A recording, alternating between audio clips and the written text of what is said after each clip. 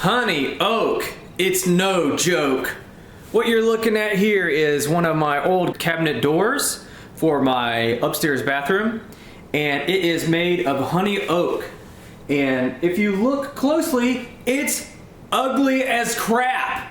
So I need to get rid of this. I need to paint them. You can replace the cabinet doors on your cabinets if you're worried about that. That's one way to go, but I'm cheap as crap too. So the easiest way is to paint them.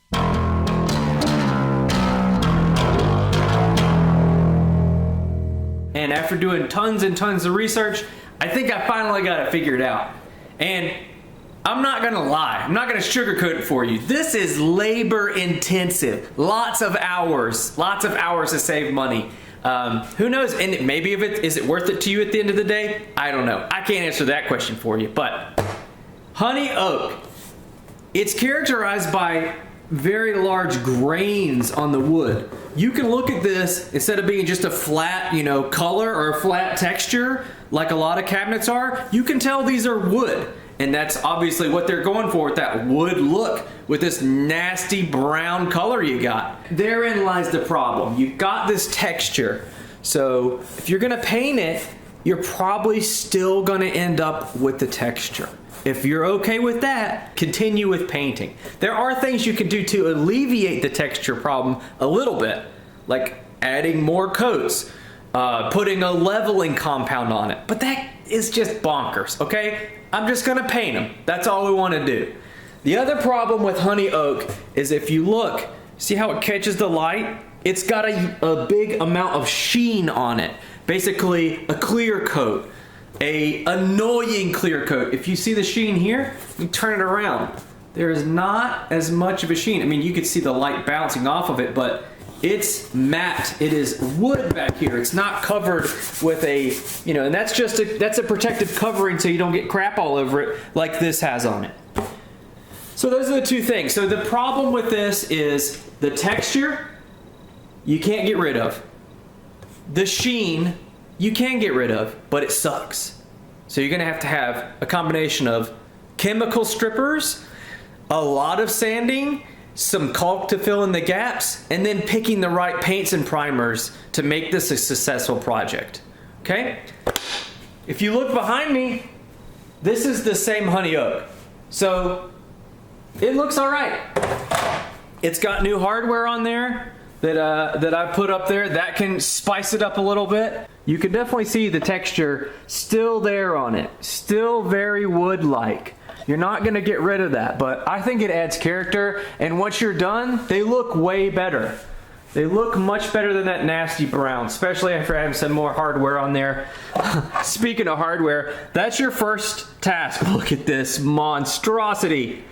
That's your first task. Get the cabinet doors off. You don't want to paint these things in place. It will be a mess. It will be way harder. You're going to get paint all over the hinges. And if you're like me, you want to replace the hinges anyways to make it look better, right? So first thing, get the door off. Second thing, these are the steps I'm going to go over. Get your hardware off. And that hardware is normally just a screw on one side. Sometimes they got a washer, sometimes they got something else, but take a screwdriver, hold that one side like that. Oh my Lord, get a better screwdriver first. This is all I had, so let's see what happens. Okay, and that broke it free. All it is, guys, it's just a screw. If you can't handle doing that, it's got a little piece that feeds into it, then please don't do anything else. Second thing, remove the screws from the hinges. And those don't have a thing on the front. They're just a screw all the way through, and you need another screwdriver. Back.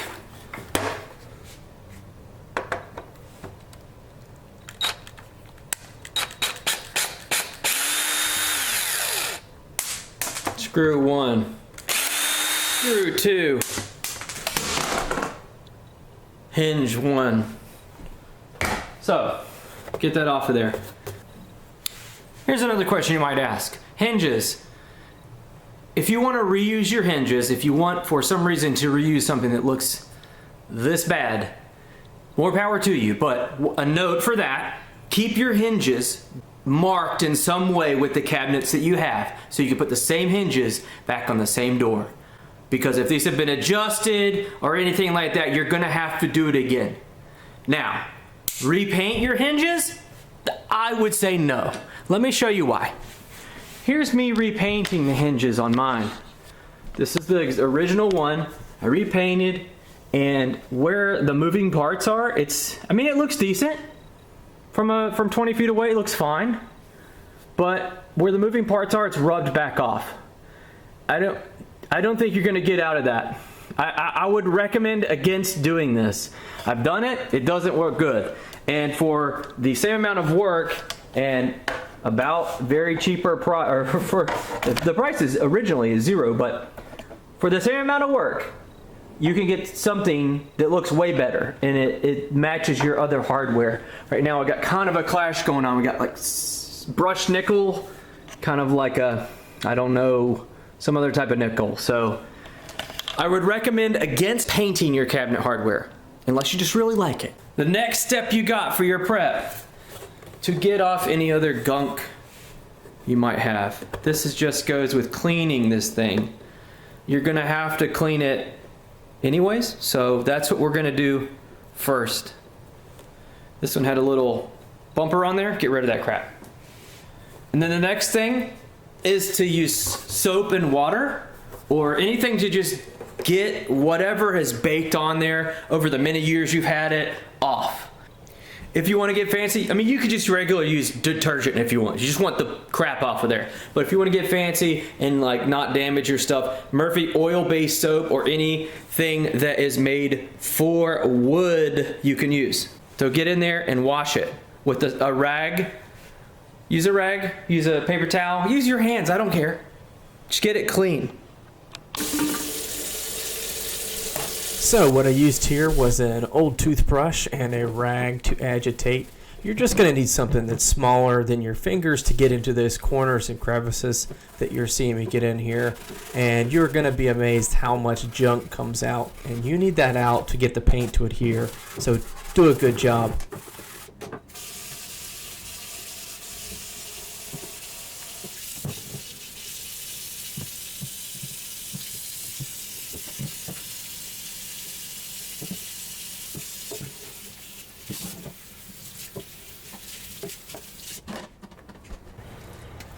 Now we're outside and we're gonna strip.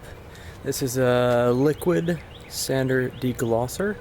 So we are deglossing that sheen on the front of these. Now if you want to do the back, you can.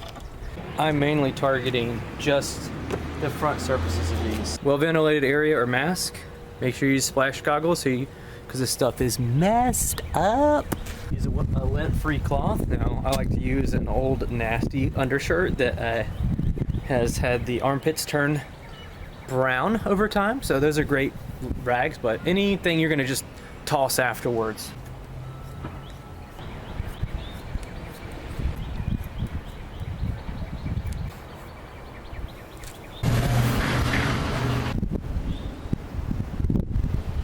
Essentially, to apply this, you're gonna just apply it liberally to the rag and slop it up there. You'll see me kind of get crazy with it in a second. Just pour it directly on the wood, but you're just evenly distributing it out on there, and it kind of dries stickily on there once you're done.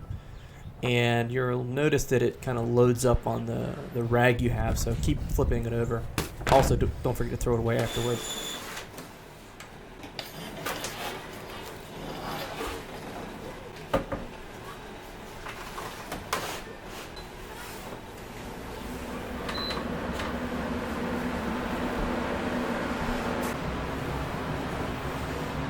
And you're going to repeat the same process you did before, just applying this chemical everywhere on every surface of your drawers if you have them, and then the faces of the cabinets.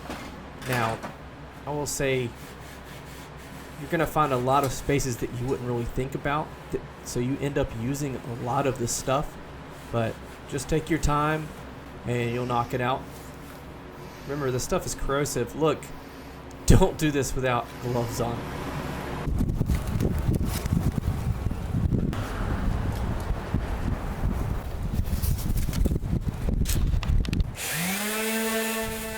Now strap in, because you're going to be sanding for a long, long time. And whoop! Don't do it on a windy day if you're going to have a camera up.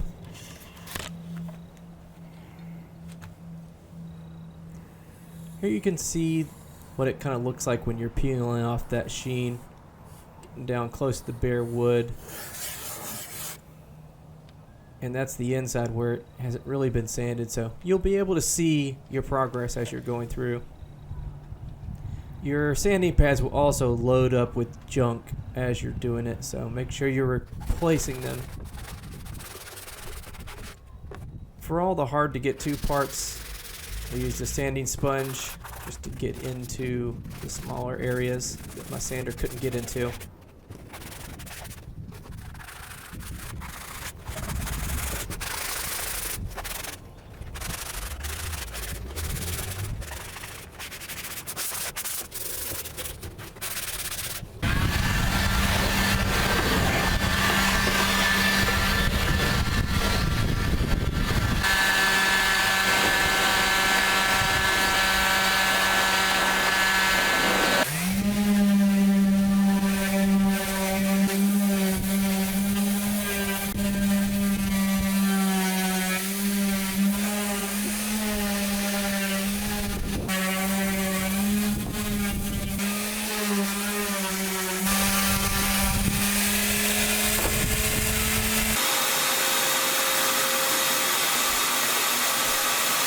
Are you noticing a pattern? Everything you do to the cabinet doors, you also need to do to the cabinet box faces. Yet again, just follow the same route you did with the stripper and you'll be okay.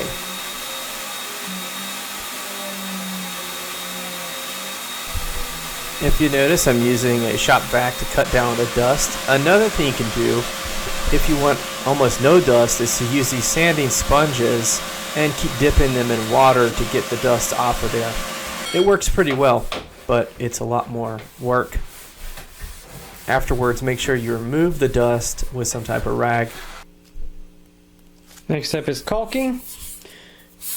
Get a caulk that is paintable. Paint in 30 minutes. And preferably white.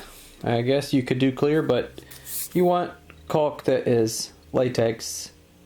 Doesn't have to have silicone, but this one at least says it's paintable, so.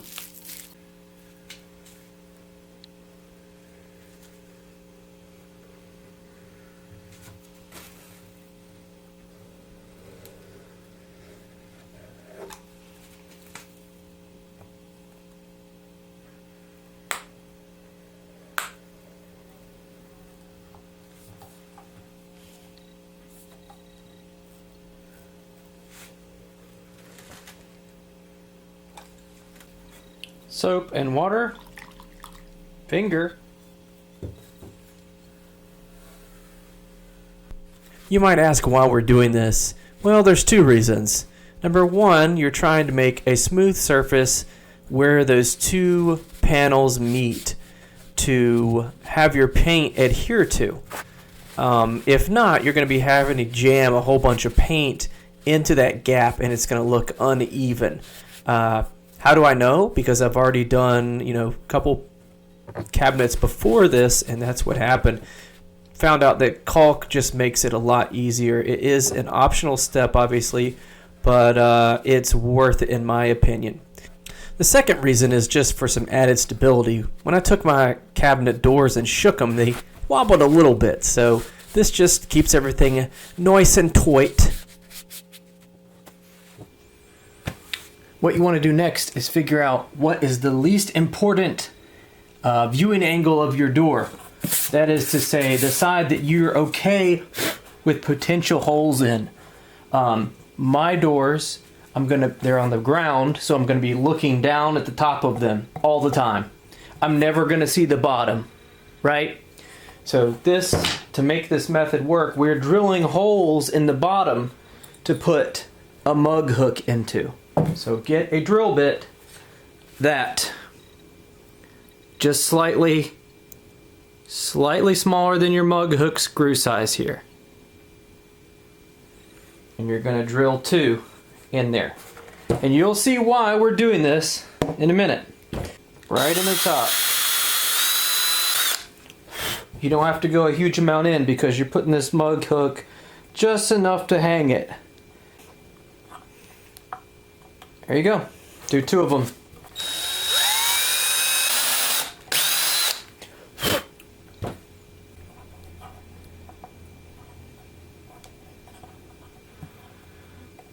Okay, once you got that, so what you need a wooden hanger too. That's what these are for. The reason we're doing this is so I can take this, paint both sides of it, and then hang it up without one side getting all messed up. That's the whole point of the hooks. So here's the method, guys. I'm using Benjamin Moore Advanced Primer. You need to use primer. I don't care what brand it is. I don't care what brand loyalty you have. You need to use a primer here. Primer gets into places that paint can't get into because it has a different chemical compound. Now don't use one of those paint and primer combinations. They're not as good.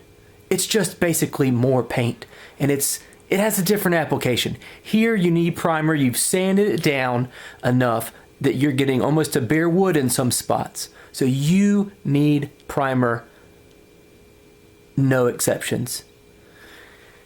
Now, how do I apply it? That's what we're gonna show.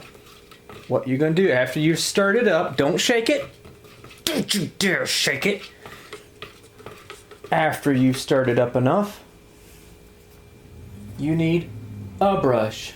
Duh. Now this doesn't have to be a special brush. This is a freaking dollar store brush because all we're using it for is to get paint into places. Now I'll show you another thing. I start on this side and you'll see why in a second. You're just using this to get paint into this thing. It's literally just to get it up there.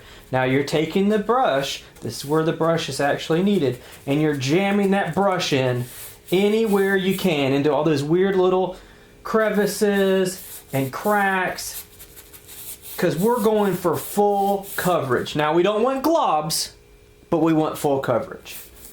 When you think you've got it, normally I just do this whole inside piece here.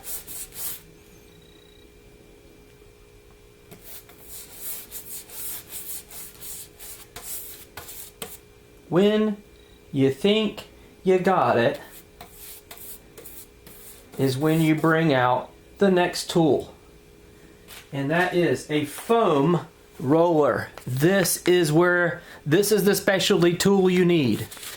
A foam roller you can get, and it's better. It's an upgrade over paintbrushing. You're gonna get less paintbrush streaks, and that's why we're using the foam roller. So take it out. You can get them at any paint store. This one's called Wiz Professional Foam Roller, 6 inches, whatever. And then you take that guy and you roll it. You roll it, guys. That's it. This is the magic. And this gets you an even coat. Now, here I got some holes. I need to fill in those holes. Make sure that gets filled in with your primer, guys. Get it in there. Now your hole for where your hardware went, if you're reusing the hole, I still stuff it in there because you could just blast out that hole if you need to later. Yet again, just getting paint up here. Get that primer everywhere and then roll it. And you're rolling it to even out the coat. And this also gets rid of blobs because it makes it even coat. Now part of this is me using a brand new fresh roller.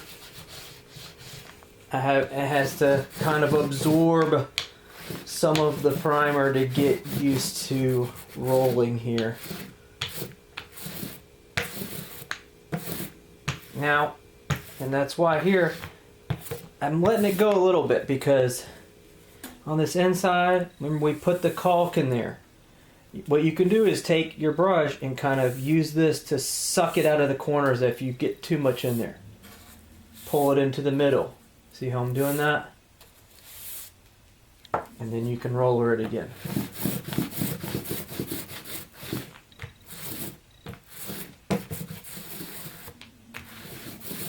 Now, this is the first coat of primer. It's going to look a little thin in some spots. That's okay. You're coming back with another coat. So just remember that. And this is where your coat hanger comes in. Boom. Coat hanger allows you to pick it up. Snaps on there. And now you can take. Now doing the fronts of these, you want to repeat the same process. Use your brush to get everywhere that a roller can't get. You need that primer to get in every little nook and cranny. From here on out, there's going to be a lot of repetition. Just going to warn you here, guys. But that's what you'll find this project is. A lot of steps, a lot of days between the steps, and a lot of repetition. Your roller, you're going to iron out all those brush strokes.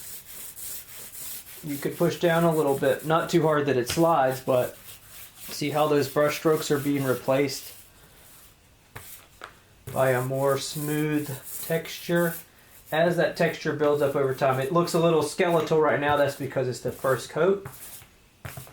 As those build up over time, it's going to look way better. Whoa, not too much on there that time, guys.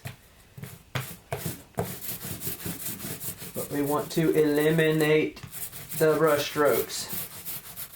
I showed you where you got it already. You want to try rollering those corners, but it's not risky. But this is the time where you take your time and make sure you get all coverage, make sure there's no gloss, no drips. You might need to take a full side of the corners here, but I'm doing. Because all the pools in the corners there, those will turn into drips whenever you lift it up. You don't want a big pool of stuff.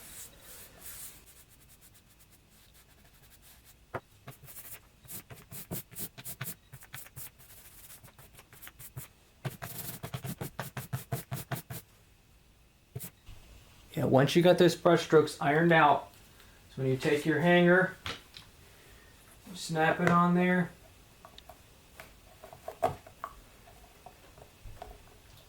Then you're able to hold up and get all the sides that you couldn't get before.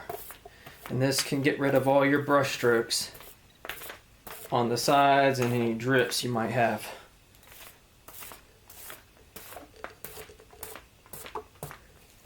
And get the back where you put it on the counter. Get all those globs and things out. And give it one more once over to make sure you didn't miss anything. And then go hang it up.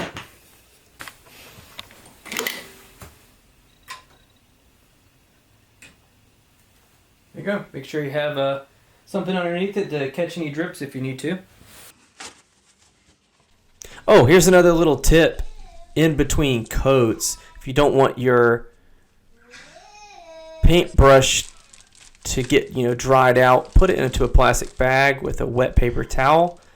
Suck as much air out of it as you can, and then like if you can stand looking like an idiot like that, and then afterwards you just chuck it in the refrigerator, and you can just keep that there between coats, obviously, and it's great.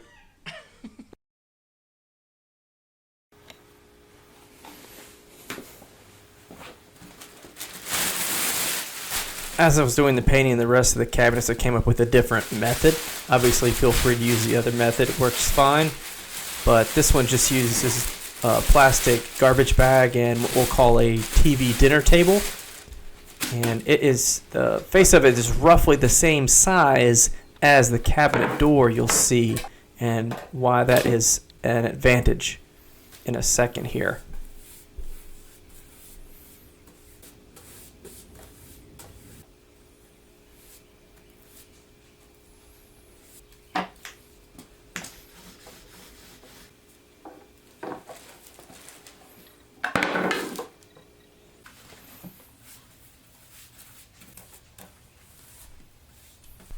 With the bag, you're able to kind of slide it down, and you can get the edges a lot easier, I found, instead of kind of having to hold it sideways on the hanger.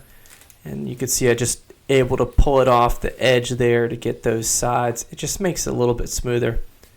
And yet again, you'll still have to clean up the backs. They have a couple grooves from the trash bag, but Here's an example of some of the drips that you're going to have to sand off, and there's couple little pieces of paint. Just lightly sand those off when you're done. Also, you're going to have to paint your cabinet faces again. I use tape to keep it from getting too messy on the inside of the cabinets. Feel free to do that, and use the roller wherever you can. You'll get a rhythm going.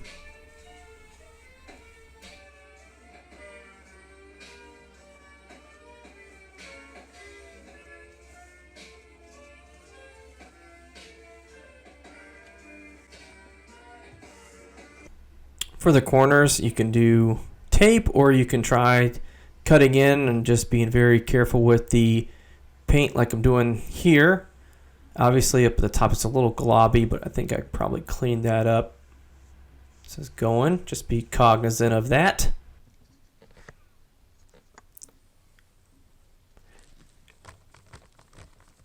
Go ahead and put your hardware back on, or in my case, new hardware.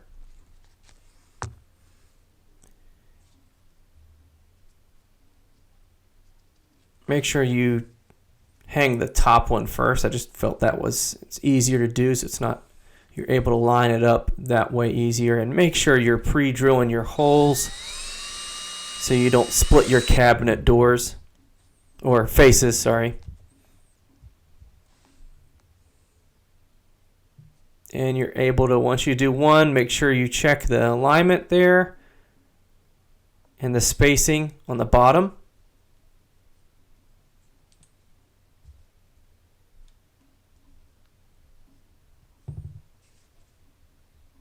Now, if you're putting new hardware on, you could buy these little brackets that make it a lot easier. I'm not using it here, but this is kind of how they work. You can mark your holes, and you'll be able to drill your holes there and flip it and put it the other side. It's really handy.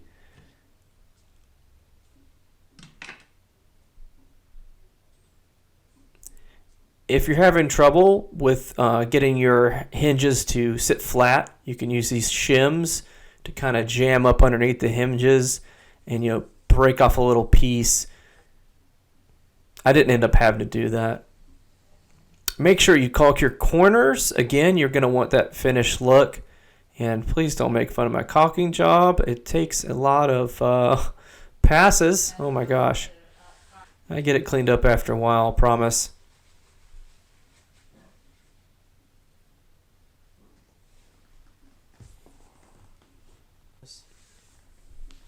And here's the finished product.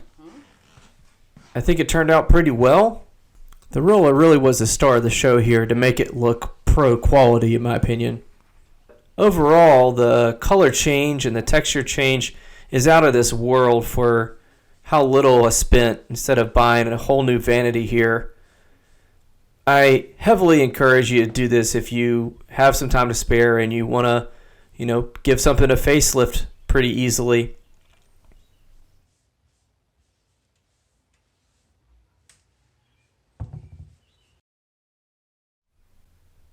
And that's it. If you like this, give it a thumbs up. Give me a subscribe if you'd like to see more stuff. Until next time, get out there and go paint your cabinets. Go do some stuff.